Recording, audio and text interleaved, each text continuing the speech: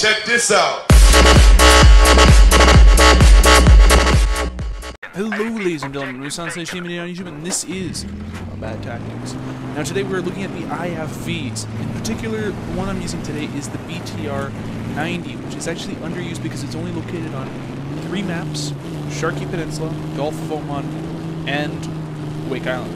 Now these 3 maps, the reason why it's only on these 3 maps is because it is a very much a large conquest map, conquest vehicle only, and most of these maps, like Sharkey Peninsula, will not use tanks in some cases. I think in Conquest mode, when they have these out, you're not using it, you're not having any main battle tanks alongside them, but I could be mistaken here. I haven't played Sharkey Peninsula Conquest in a long time, so, but I do know that those are 3 maps that it is on. Sorry, not Wake Island, Strike at Karkand.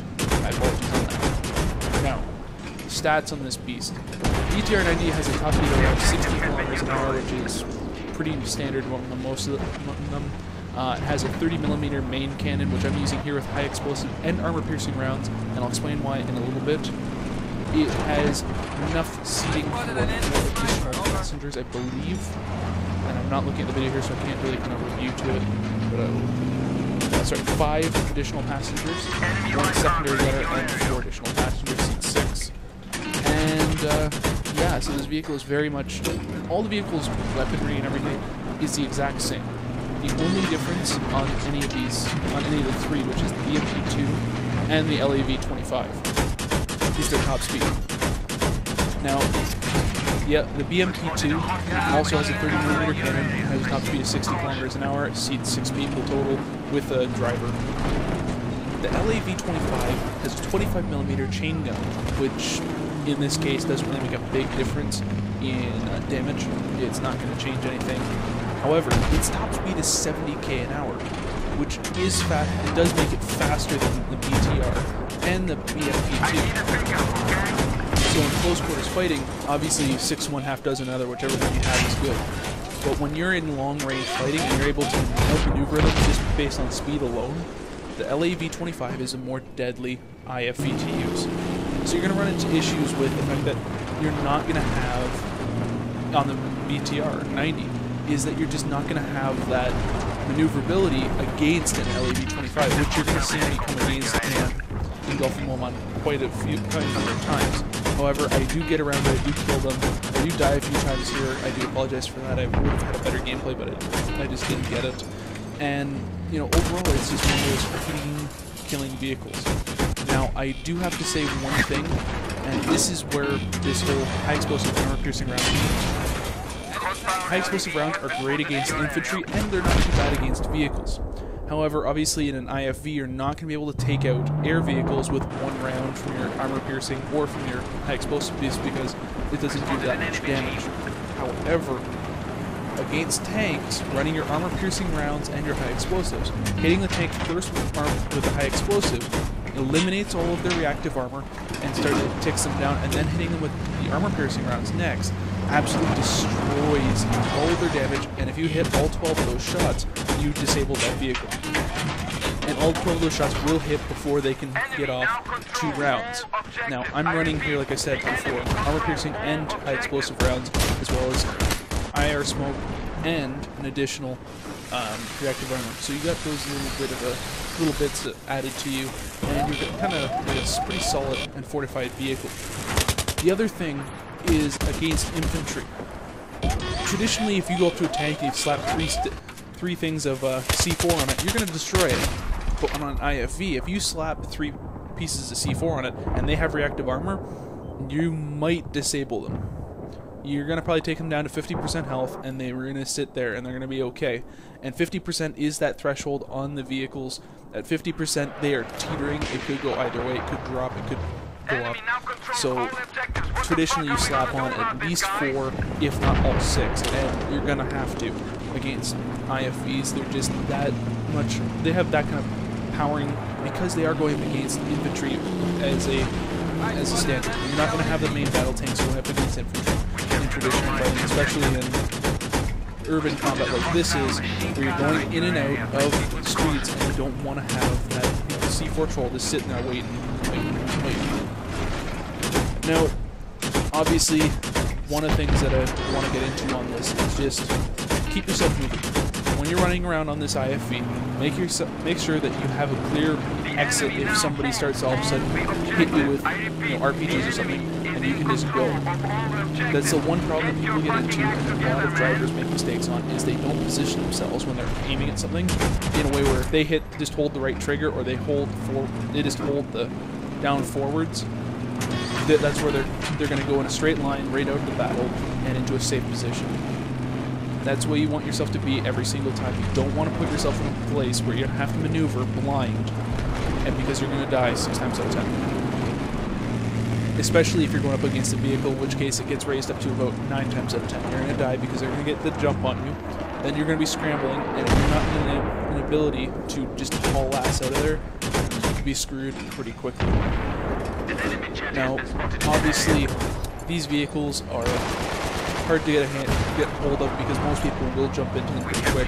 However, I didn't find an issue getting into BTR, as there are plenty of vehicles on the Gulf, especially in a standard 24-man server, which, because I play console, I don't have that issue of having 32 guys on a team jumping into vehicles every second that they pop up. So, if you are on PC, I do apologize for that, but you slow down into like a 32-man server, 16 on 16, and see how it goes.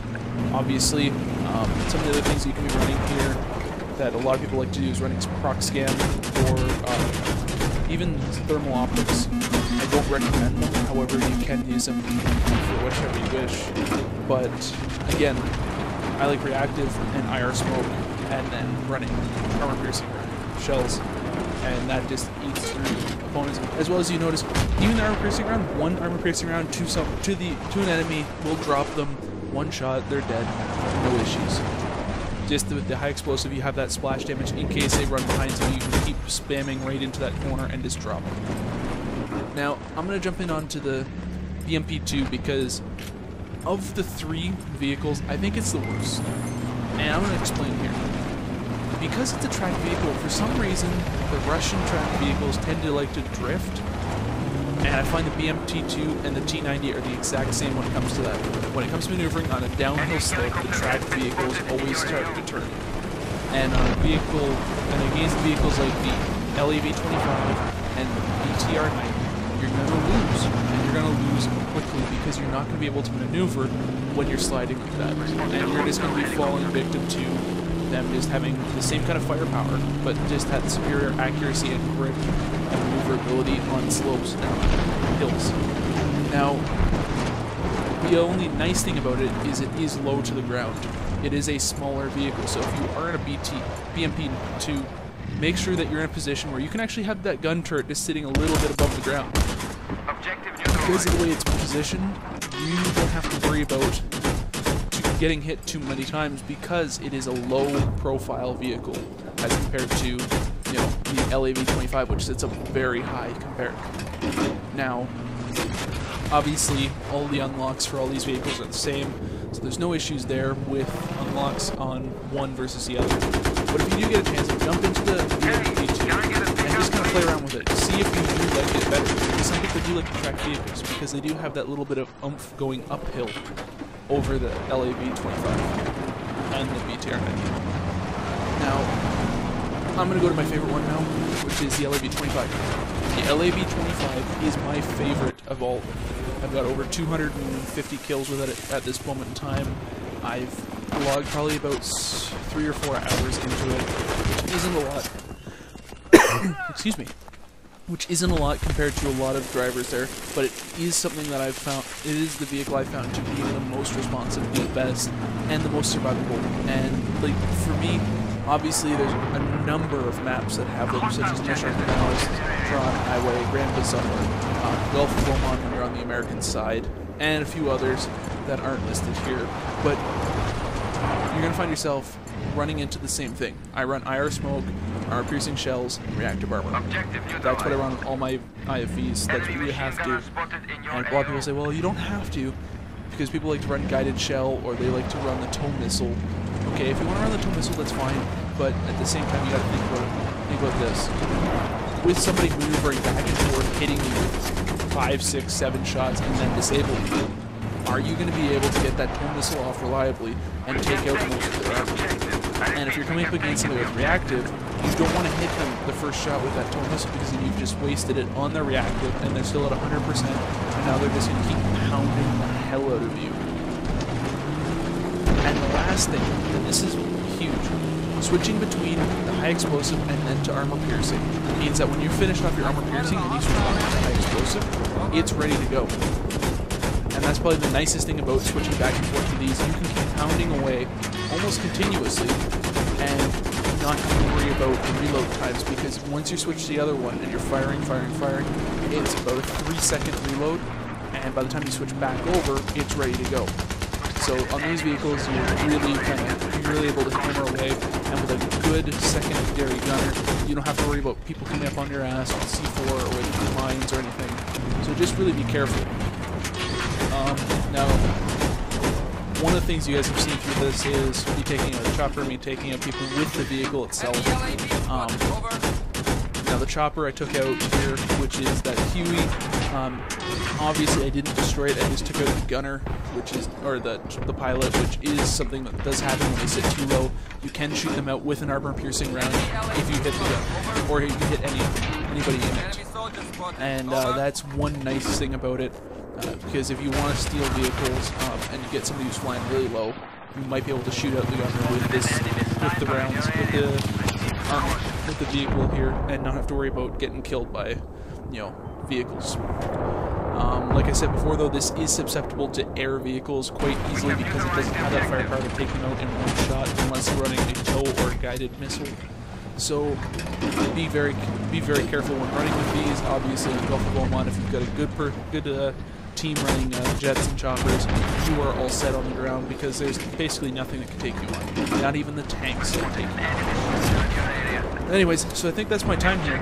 I'd like to thank you guys for watching. If you guys did find this informative, if you guys did like this, please leave a comment in the description below asking which thing you want to see next, whether it be the Little Bird, the Z11, sorry, Z11, the I did the Vipers already, main battle tanks, whether it be 290 or the M1 Abrams, or even, God forbid, I do the Amtrak. Now, I'm going to say this right now, I'm not going to do the jets because I have zero proficiency in them, and I'm basically useless in it.